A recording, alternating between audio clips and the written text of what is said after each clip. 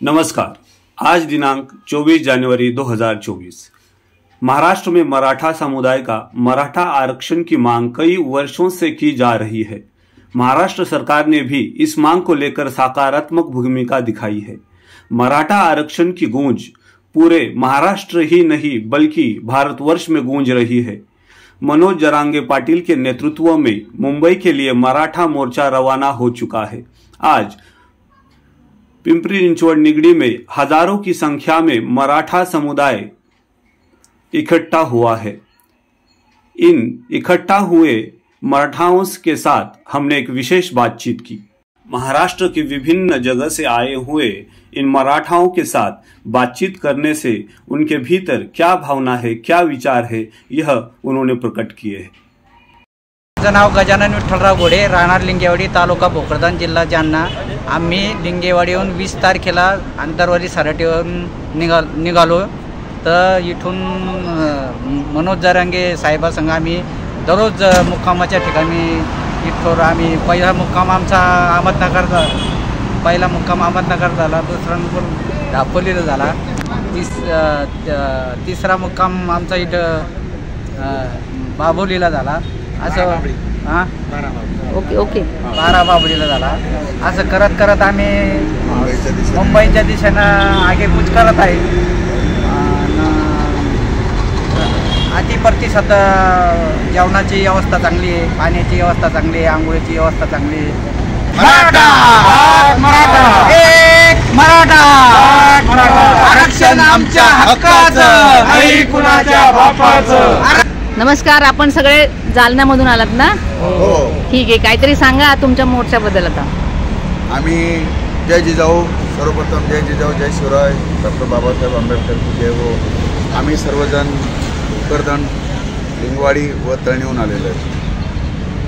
आम्ही 20 तारखेला भोकरदनहून निघालो आणि आम्ही मोर्चामध्ये सामील झालो आंतरवाली सराटीवरून। आमचा समाज हा फार पाठीमागे आहे आणि आम्हाला जरांगे दादा असा एक नेता मिळालेला आहे की हा सरकारकडून विकत घेतला जाणारा माणूस नाही आहे। सरकारनं हर पद्धतीनं कोशिश करून पाटील ऐकायला तयार नाही। पाटील फक्त म्हणतात आम्हाला आरक्षण हवं आहे, आमच्या लेकरा बाळांचं करता जे आरक्षण आहे ते आरक्षणचे आम्हाला कंप्लीट करत नाही, त्याला जोडून पुढे आम्हाला मुंबईपर्यंत जाण्याची सरकारने वेळच द्यायला नव्हती पाहिजे। सर्वप्रथम आम्हाला जे आहे ना, आमच्या 56 लाखाच्या नोंदी निघलेल्या आहेत जवळपास, आणि काही नोंदी अजून निघल्या तर बऱ्याचशा नोंदी निघतात, त्या उर्दू आहेत, काही फाटलेल्या आहेत। आणि सरकारने आम्हाला तात्काळीनं जर कधी आतापर्यंत आरक्षण दिलं असतं, पाटलांनी 4 वेळेस त्यांना कमीत कमी 4 वेळेस त्यांना संधी दिली, तारखी वाढवून घेतल्यात की तुम्हाला आम्हाला तारखी वाढवून द्या, हे करा। आणि आता पुन्हा गावोगावी त्यांनी सर्वे चालू केला। आता आम्हाला मुंबईला जाण्याचं सरकारने भाग पडायला नव्हतं पाहिजे। आमचे लेकरं बाळं गावाकडे सोडून आम्ही उन्हातानात मुंबईकडे निघालेलो आहेत आणि आमच्या खूप दैना होतात मुंबईकडे जायला। तरी आम्ही थंडीच्या दिवसात का होईना आम्ही सरकारला जागव करण्याकरता आम्ही मुंबईला निघालेलो आहेत। पण आम्हाला जे पाटलासोबत आहे, आम्ही जे पाटील सांगतील ते आम्हाला फायनल आदेश।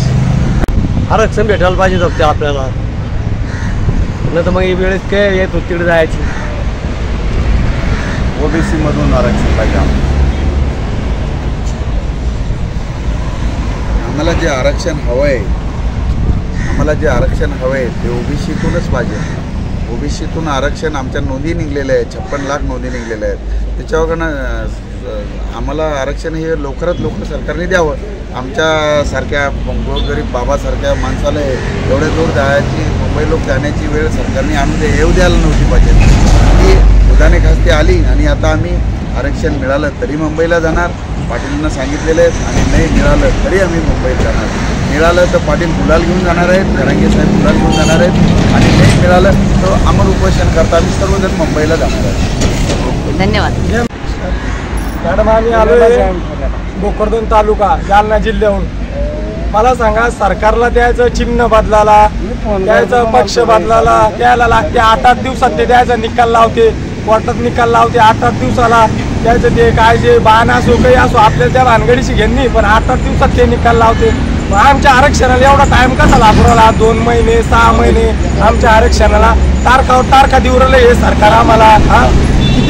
किती झाले तुम्ही विचार करा. शिंदे साहेबाला मला एकच म्हणायचं आहे, आमचा मोर्चा शांततेने येणार मुंबईला, आणि तुम्ही आमच्या मराठा सेवकाला, मराठा आंदोलकाला काही त्याची हानी झाली नाही पाहिजे, तिथं आम्हाला व्यवस्थित येऊ द्या, आणि आमच्या मराठा आंदोलकासोबत काही हानी न होता ही जबाबदारी तुमची आहे.